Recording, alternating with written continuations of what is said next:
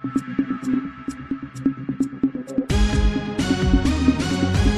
महान्यूज. बागलाणला अवकाळीचा तडाखा. गारपिटीसह वादळी तुफान पावसाने पिकांची दाणादाण. बळीराजा पुन्हा संकटात. सटाणा प्रतिनिधी. आधीच शेतीमालाला रास्त भाव मिळत नसल्याने आर्थिक विवंचनेत असलेल्या बागलाण तालुक्यातील शेतकऱ्यांवर आज निसर्गाने पुन्हा एकदा घाला घातला आहे.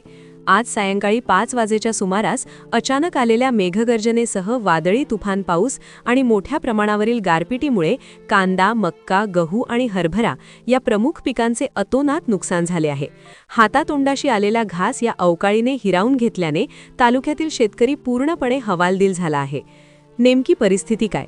आज दुपारपर्यंत उन्हाचा कडाका जाणवत असतानाच सायंकाळी 5च्या सुमारास हवामानात अचानक बदल झाला. विजांच्या कडकडाटासह आणि सोसाट्याच्या वाऱ्यासह तुफान पावसाने सुरुवात केली.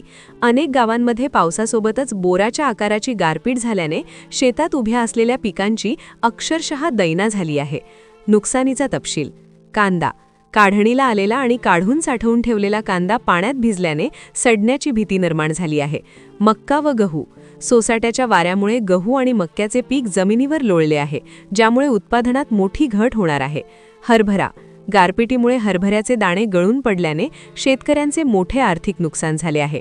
शेतकऱ्यांची चिंता वाढली.